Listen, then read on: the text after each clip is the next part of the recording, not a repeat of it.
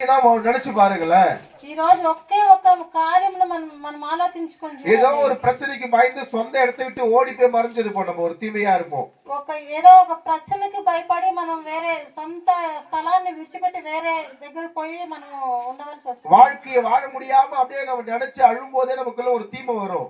మన జీవితం బతకాలనే దానికి కూడా మనకు కష్టంగా ఉండే ఒక బాధ ఆలోచన వస్తుంది. எங்க எல்லாம் தீமை வெளிப்பட்டு இருக்கிறதோ, ఎక్కడైతే మనకి కష్టాలు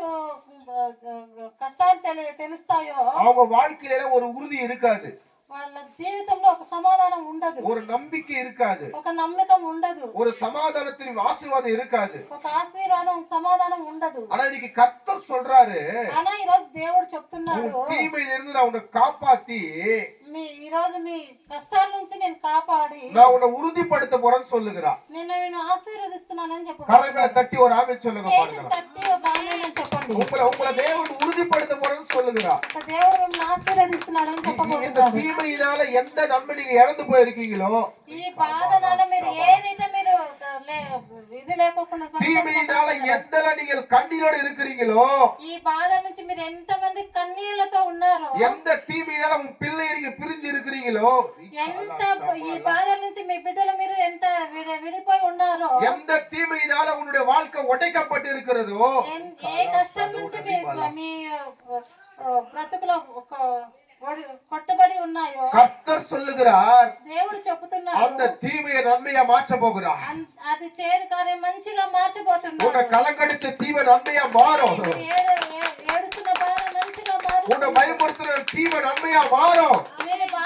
మిమ్మల్ని బాధపరుస్తున్నది మీకు మంచిగా మారుస్తున్నాడు. ஆண்டவர் அடுத்தது உங்களை உறுதிப்படுத்த போறார். దేవుడు మీకు ఇంకొకటి బయలుపరచబోతున్నాడు. சில பிரச்சனை வந்த உடனே எப்படி வாழ்க்கையை வாழ்வீங்கன்னு நினைச்சு பயந்துருப்பீங்க. కొన్ని ప్రశ్నలు వచ్చినప్పుడు మేము ఎట్లా బ్రతకాలని ఆలోచిస్తున్నాం. சில போராட்டம் வந்த உடனே இனி நம்மளால வாழ முடியாதுன்னு நினைச்சிருப்பீங்க.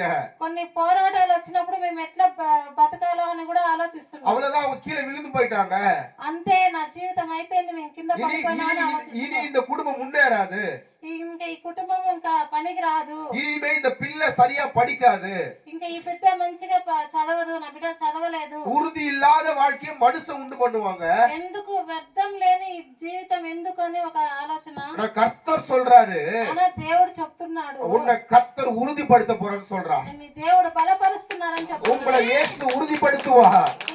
దేవుడు బలపరుస్తాడు. அவர் ஊழியத்தின் பாதையில உங்க குடும்பத்துல இயேசு உங்களை உறுதிப்படுத்துவார். ఆయన సేవలో నిన్ను దేవుడు బలపరుస్తాడు.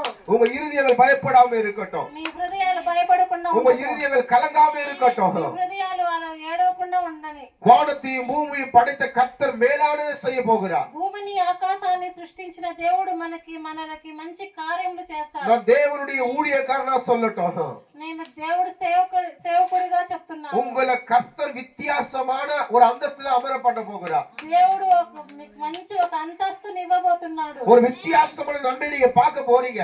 ఒక వ్యత్యాసంగా మీకు ఒక మంచి